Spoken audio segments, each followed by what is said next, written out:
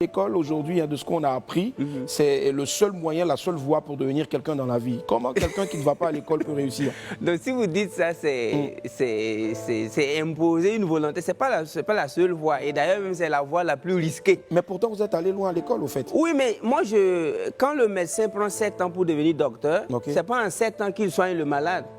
Sinon, il va le tuer.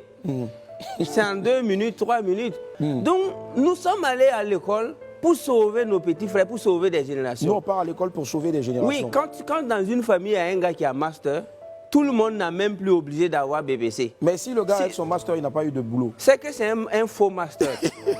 Est-ce que vous voyez? Donc c'est pourquoi, quand j'ai découvert que le plus grand voleur de tous les temps, c'est celui qui vole ton temps. The greatest thief of all the time is the one who steals your time. Et ce voleur en Afrique s'appelle école. L'école, c'est le plus grand voleur des jeunes Africains qui peut te conserver pendant 25 ans, tout en sachant qu'il n'a rien pour toi à la fin, mais il te conserve quand même. C'est pourquoi j'ai dit à la jeunesse africaine que nous ne sommes pas des Chinois. Les Français, les Américains, les Indiens, ils vont à l'école pour préserver des acquis. Parce que les arrière-grands-parents étaient riches. Mais si ton papa n'a rien, ta maman n'a rien, c'est toi qui cherches master, mais tu n'auras que tes yeux pour pleurer après. Parce Donc, qu'est-ce qu'il faut faire au lieu de chercher ce qu'il faut faire, il faut chercher l'essentiel. L'essentiel, c'est de savoir lire et écrire, de savoir raisonner. Et tu rentres dans l'auto-éducation. Pourtant, on lit et écrit, on apprend à lire et à écrire à l'école. Oui, mais quand on va remonter en 3000 ans avant Jésus-Christ, ils ont bâti les pyramides comment? Là, moi, je repose la question. Mais c'était des gens qui apprenaient dans le tas. Allez-y étudier l'histoire des Platon, les Aristote, les Épicures.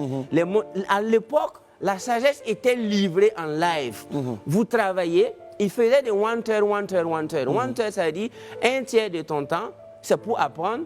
Un autre tiers de son temps, c'est pour appliquer. Et un autre tiers, c'est pour aider les autres. Donc, les gars prenaient cours maximum 3-4 heures par jour, et le reste c'était pour travailler et bâtir. Mais aujourd'hui, nous avons une jeunesse capable de prendre cours de 8h à 18h, comme si c'était pour fabriquer des avions. Et alors qu'après, c'est juste pour devenir chômeur. Donc, on ne peut pas risquer toute une vie et une jeunesse à la recherche d'un papier sur lequel on écrit nom, prénom, diplôme et puis cachet. Je trouve que c'est risqué, ça c'est ce que je trouve. Donc pour moi, nous sommes tous appelés à aller à la quête de la connaissance. Parce que Jesus Christ said, my people is dying lack of knowledge. Mon peuple meurt par manque de connaissance. Mais il n'a pas dit manque de diplôme. Il a dit manque de connaissance. La connaissance, c'est tout ce qu'il nous faut et tu dois payer le prix même qu'il faut pour connaître. D'accord. Mais est-ce que nous connaissons?